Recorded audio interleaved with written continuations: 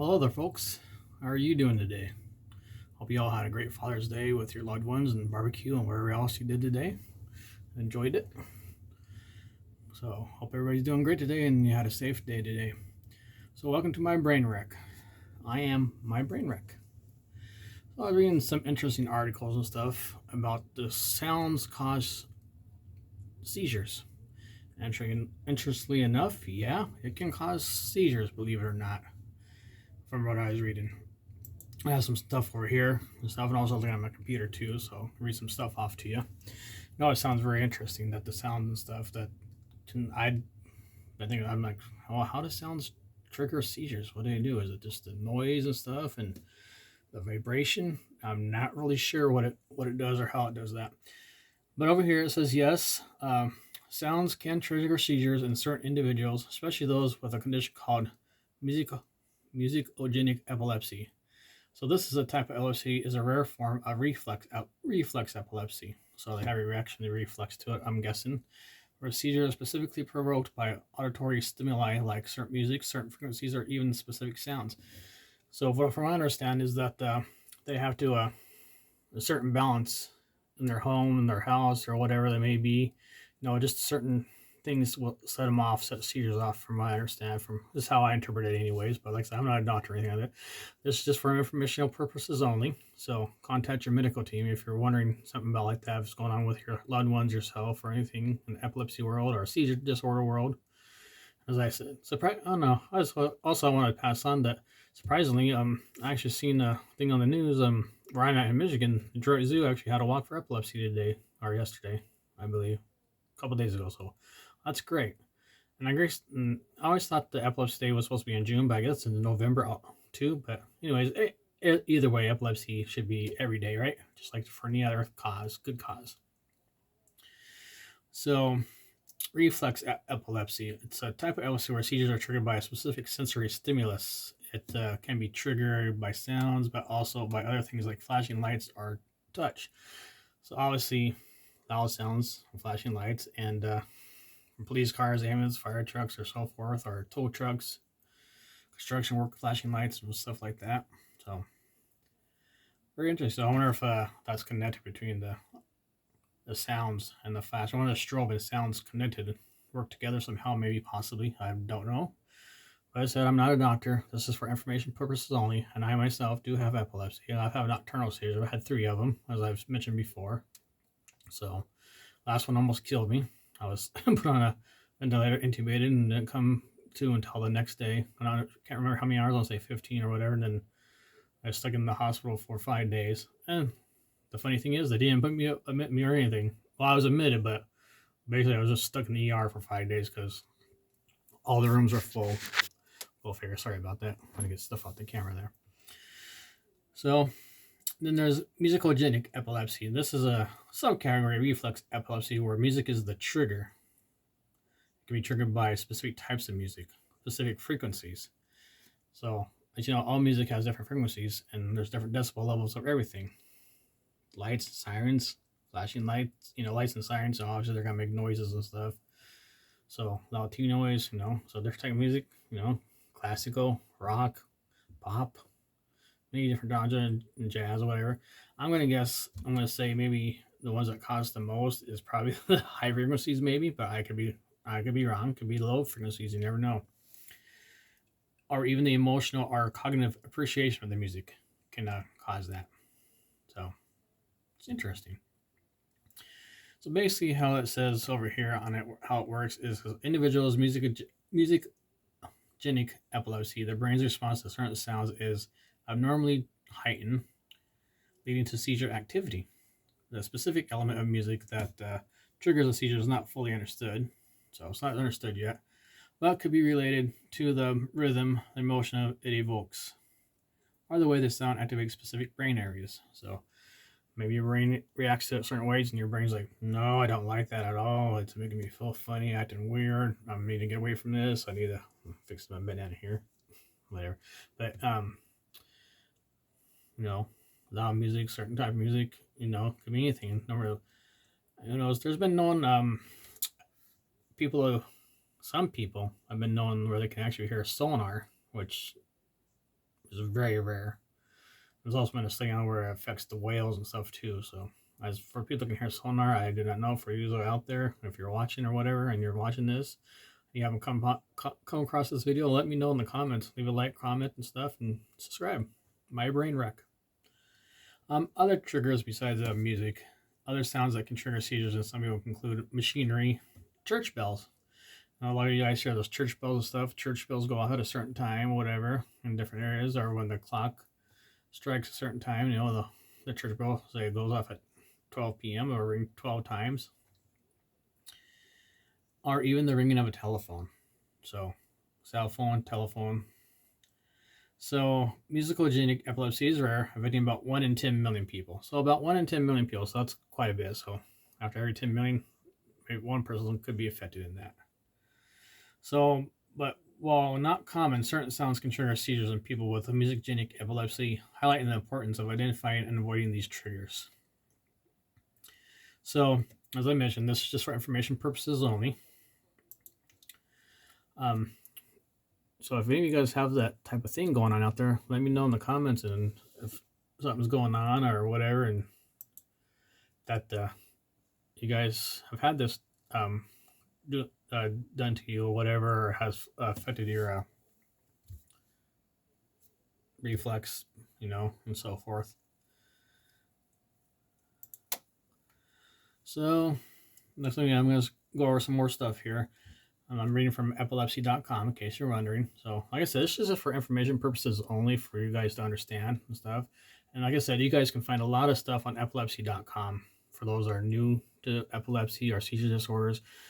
Remember, epilepsy and seizures are two separate things, even though epilepsy does have seizures associated with it, obviously. So, there's all kinds of things on there. And on epilepsy.com, which is the main foundation, it also has things where if you need financial help or anything like that, if you're short on cash or something like that, or you need help with some type of medicines, they might be able to possibly help you. It also has coping resources for those that are new to this, and to those that are, even for family members that don't have epilepsy, but can help understand what that person is going through. So we can help them out the best you can. All right, so what is it meant by reflex epilepsy? So tongue twister there. Reflex epilepsies are a group of epilepsy syndromes in which a certain trigger or stimulus brings on seizures. So the trigger can be something simple in the environment or something more complex. Simple environment triggers include sensations like touch, light, or movement. I don't know about the touch. That's very interesting. Maybe it bugs them or whatever, and that they don't want to be touched a certain way or feel, or they push you away, or I guess like that. So then the complex triggers may include activities like reading, writing, doing arithmetic, or even thinking about specific topics. Now that's pretty deep meaning there. So that's very interesting. Arithmetic myself, it's funny. I was good at math all the way until I got to start to add these letters and stuff until I got algebra. But first through kindergarten through 6th grade and 7th grade, I was okay. But after that, nope. Like in my math, I remember I was 4th grade, where we put this sheet into this little cardboard thing, whatever, and it had each had a number, whatever, and you had time 1 minute, and you just write the answers as fast as you can. And I was always 100% quick, and I was the fastest person in class. And the end of the school year, I got a school backpack or whatever. it was pretty neat. So, but I was really fast at it. But I said after I got older and stuff, somehow things changed. I don't know what it was that caused change. Could have been just me from my life, moving around a lot from one place to another, whatever, and just could have been some traumatic things. Who knows? I don't know. I didn't really have traumatic things in my life, but just the constant moving is what probably built up to that. So, like I said, other environmental triggers include sounds such as church bells, a certain type of music or song, or a person's voice. A person's voice. So my voice may possibly, if you're hearing this right now, may be annoying to you, or don't like it, or is offending you in some way or form. So if my voice is feeling like you're gonna have a seizure or something, stop watching this video, okay? And simple sound-induced seizures in humans are very rare. Seizures have been triggered in a few people by things like the patterns of a moving escalator step, toothbrushing, taking a hot bath, or being rubbed. For some people, certain rates of blinking or even specific callers may provoke seizures. So, seizures from sorry. So that's callers. That's kind of interesting. Sensory triggers can bring seizures on within seconds, while more complex triggers might take minutes to bring on seizures. So if you feel like this is something that you can relate to, possibly, and you're wondering if that could be it, what's causing your seizures and stuff, like I suggested in my other videos, write down your stuff. Keep yourself like your own little journal, whatever, and write it down, whatever. Make a time, date, when it happened, whatever, year. So make a copy for yourself and make a copy for your doctor, and give it to your doctor team or notes or whatever, You know how they have portals on there. Write notes to your doctor on the portal there, what was going on. That's what that's there for. Don't be afraid to use that. I know a lot of people don't use that. No, I don't want to leave this nor. And it can be embarrassing. I can understand why, but don't be embarrassed because maybe the doctor or your neurologist can see a pattern going on there and can help. It could help him diagnose you to what is a probable cause. Probable cause. I'm thinking of my criminal justice classes because I have a criminal justice background. Yeah, I have a background in criminal justice. So if you guys have a question in criminal justice, don't be afraid to ask me. Excuse me, again, tongue tied there. So, but yes, keep a note of that. Write it down. What time? What happened? What time of the day it happened? What happened? What did you do before then, or what did you feel like was going to happen, or was coming on? Or maybe write down what you ate before that time and stuff. Maybe something can be associated with that or something. It shows a pattern of what's happening to the doctor. That way he knows and he can see, and may give him, like I said, can help him diagnose you better and give you maybe more of an exact diagnosis. Or if you haven't had one yet, it can show a pattern and it'll help him diagnose you.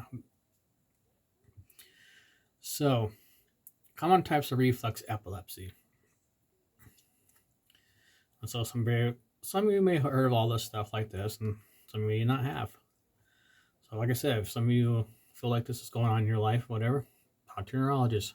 Write it down. The time, date, what year, what time it happened, or whatever, what you were doing beforehand, if you remember or not. I know some of us can't remember after we had a seizure or we just don't remember at all.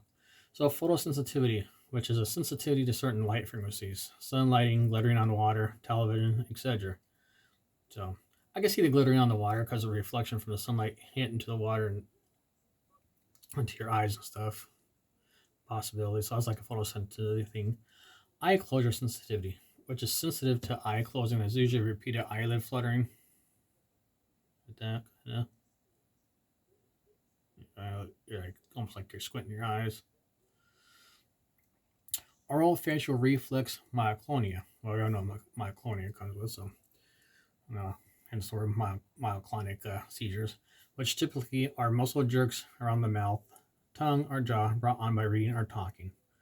So sometimes you'll feel their mouth like this or something like that. Our praxis induction. Basically, what are muscle jerks, almost like what they say, the typical muscle jerks, The typical muscle jerks, your arm move, like, well, I can't show it this way, but for laying down, you feel your arm or your body go twitch and so forth. So, praxis induction, which are muscle jerks induced by visual motor tasks like playing chess, playing cards, writing, drawing, etc. So,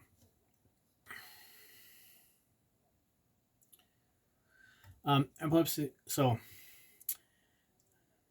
and then musicogenic epilepsy, which is sensitive to certain music. So, epilepsy with eyelid myoclonia, are also known as Javon syndrome. Jeavon syndrome is a term often used to describe photosensitivity epilepsy, particularly in childhood. Typical symptoms include gazing at the sun and while waving fingers in front of the face. So if you see your child doing that, maybe, it's hard to chill because children are having fun, enjoying themselves. They're just doing something silly or being goofy, but maybe that's something to look at. Typical symptoms include gazing at the sun and while waving fingers in front of the face. During this time, the child may stare with or without fluttering their eyes. So their eyes will just don't even move. They won't blink or flutter or anything. They're just going like this.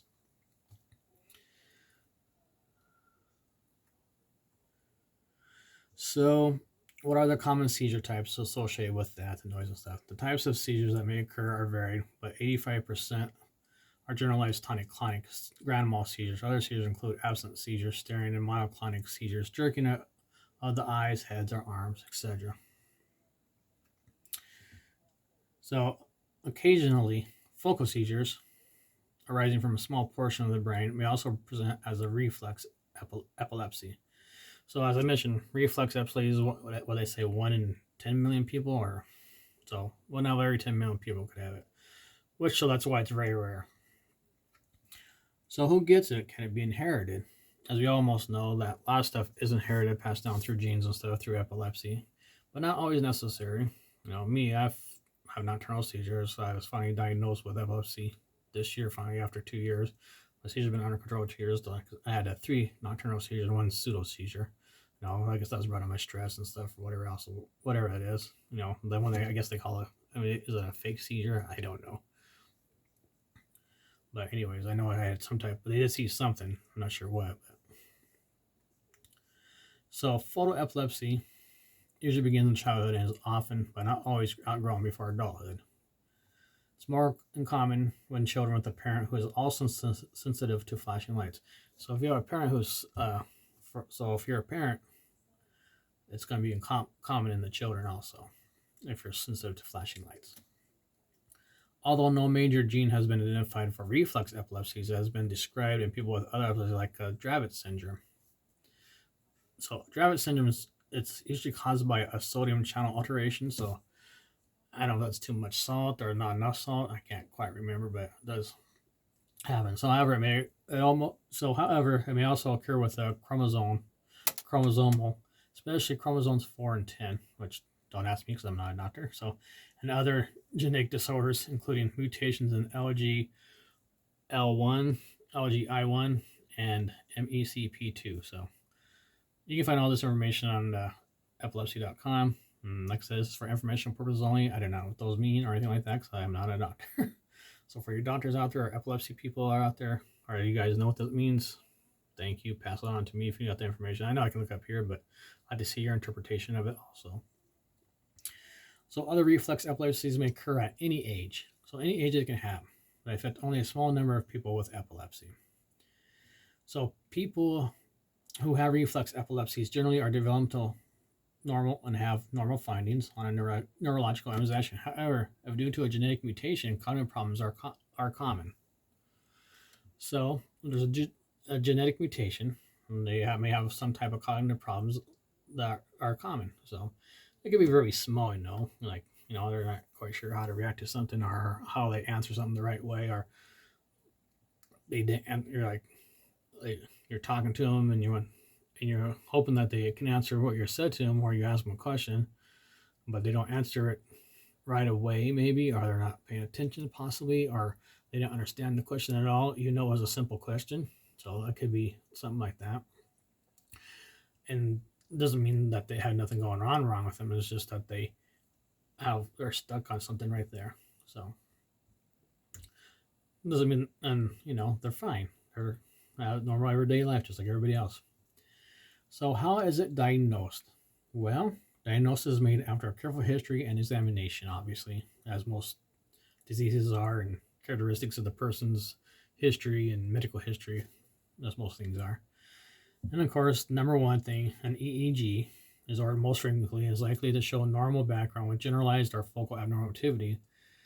Pulley spikes and spikes often activated with intermittent light flashes. So if you guys ever had those tests and stuff where they take a strobe light basically, or sometimes things like that, where you're laying on your back and they're flashing all these different lights at you real fast and stuff. They want to see if your eyes are fluttering or a certain way, or your eye, and they want to check out your brain waves if it's reacting to it a certain way. They might see like a little spike there, here and there, but they might not see anything. They might not see anything at all. So for those that had that type of test done, which I've had, to see if mine, obviously didn't see nothing, I guess, but I did finally get diagnosed. I did have a 48-hour ambulatory EEG, which it said a bunch of anomalies, so they suggest I have one done in the hospital. So it could be distractions and stuff like that. Maybe I was distracted by things or other things. Or I've seen some people say don't use the microwave, don't use your cell phone, don't do anything like that. Stay away from Wi-Fi and all that stuff. But that's kind of how to get away from when hospitals use Wi-Fi and people at home have Wi-Fi, and there's this Wi-Fi out there on the streets, right, from cell towers and things. So then another thing is an MRI, magnetic resonance imaging, may be required in some cases. Advanced imaging, like a functional MRI, may be performed on a research basis. So how is this treated? So the best method where possible is to avoid the stimulus that triggers seizures. It can be difficult to avoid all flashing lights, since even driving past a line of trees with the sun flickering through can produce the same effect as a strobe light. If flashing lights cannot be avoided, it may be helpful to cover one eye until the flashing is over. Well, I don't know if you want to do that when you're driving or whatever, but probably a pair of sunglasses at least, right? Which most of us have, whatever. There's been a great interest in the safety of video games for children or adults with epilepsy. Certain video games, television shows, and movies can provoke seizures. Sleep deprivation and stress or excitement caused by playing the games for a long time may also provoke seizures. So that's one of the number one things that doctors tell you to do, or neurologists, whatever, is get plenty of rest, lots of rest. And I also believe they tell you to stay away from the caffeine stuff. What is caffeine? It's a stimulant, right? Trust me, I like my stimulants. I like pop. I drink diet pop, but I don't drink as much as I used to. I used to drink sparkling water or zero sugar-free soda. Like, I know it's not the greatest for you, but I have to have it every once in a while. I'll drink like an A&W zero sugar root beer or whatever, or 7-Up. All 7-Up products they're all caffeine free, or even Fagel Pops, like here in Michigan, those are all caffeine free. So therefore, getting enough sleep and managing stress are important ways to avoid these triggers. Seizures are triggered by the flashing lights and changing patterns of video games occurring during the game. So for those that play video games and have seizures and stuff, just think about that. They're fun and stuff. They're fun to do and to look at. So maybe limit your time on it or whatever if you can, or have some type backup game or something to play with. Play a board game or something. Just relax though. Let your eyes take a break, because when your eyes are watching stuff like that, your eyes are following stuff patterns. You believe it or not, you don't know what your eyes are doing. Believe it or not, while you're just there looking at the TV, you're watching stuff, yes, but your eyes do all kinds of stuff while it's watching the TV there. So, like I said, seizures that are triggered by the flashing lights and changing patterns of video games occur during the game. So, things on games like that with flashing lights and all kinds of things and just flashing at you. I don't know. What would you say? Like Grand Theft Auto, maybe. Whatever. That have all the flashing cop cars and that stuff, and the shooting games and things like that. The flames and stuff from the guns or so forth. That's possible. That can help in that. So, seizures that occur later after the person has finished playing are not caused by the game. So that's not caused by the game. So if they occur later, then it's not caused by the game. So most people with reflex epilepsies are also require medication because their seizure triggers are unavoidable in everyday life, or they also experience seizures without detectable causes. And so they don't know what is the cause or anything yet, and I'm not sure exactly what it is or what they do. So, and there are some of the medicines they use. Obviously, valproate or divalproex sodium Depakote is effective for reflex epilepsies. And then other such medications are clonazepam, which is Clonopin, or clobazam, Onfi, lamotrigine, Lamictal, or phenobarbital. All right. So what's the outlook? So the outlook is, in many cases, seizures and reflex epilepsy are well controlled with low doses of medication. Some people do outgrow their seizures, but the decrease in the chance of forced seizures may not happen for many years. 75% of people with photosensitive reflex epilepsy continue to have seizures after age 25 if not treated. So it's about to get treated. Write down things what's happening before. If this is your first time ever experiencing something like this, or you never had seizures in your life, or light sources and things like that, so what are you sensitive to? A flash on a camera, a flash from strobe lights and things like that. The flash, reading, writing and stuff, arithmetic problems, repetitive things that they're bugging in your head. It feels weird to you and you don't know why. So This came from the International League Against Epilepsy, so on Reflex Epilepsies. So I will copy and paste this and put this in the description. So hopefully this gives you some information on what the reflex epilepsy is and to the noise and stuff. Well, so it's very interesting what this does and how to understand it and way to. So like I said, I think it's very important. Write down what happened. Write down day, the time it occurred, the year, and stuff. Right, if you can remember, make a copy for yourself. Get a copy for the doctor or neurologist and write down. And then if you have a portal that you can send notes to through them, write down what happened. Don't be afraid to do that. That's very important because this can be very valuable later on. Later on, what's going on, and for those that may be applying for disability, possibly, or something like that, or something to that degree. Excuse me. To that degree that it could help you maybe with your disability case, possibly. I can't guarantee that. I'm not a lawyer or a disability lawyer. I'm not a medical professional, but I'm just doing this as passionate informational purposes only. All right. So thank you for watching my brain wreck. And one more time, make sure you write down what's going on with your that day. Get a little journal, a piece of book, or even on your note. Download like a little notepad app from your phone or whatever. They have plenty of those that are free. And just write down in there. Or write down in your notepad yourself or a journal, like a little notebook thing, and date, time, year, what time it happened, and so forth, and what you're doing before that happened. Like were you sitting down eating something, or were you watching something that was really flashy, lots of action, like a action movie or whatever, or you're playing a video game or something like that, or whatever that you thought was made you feel funny. So, like I said, like if your doctor has a portal or your whatever your hospital go to and that you have connection to, most people that have a my they call it my chart or whatever, write down your notes in there and you can send to your doctor, because you do have your personal my chart usually for most doctors do anyways. Just write down the notes, see what happened, so that way they can see what he or she could see, maybe see a pattern going on there. So once again, thank you for watching my brain rip. To all you purple warriors, and seizure warriors, and epilepsy warriors, stay strong. Don't give up. Never give up on the battle. There's always going to be something that you can do to help yourself the best you can. Have a great day.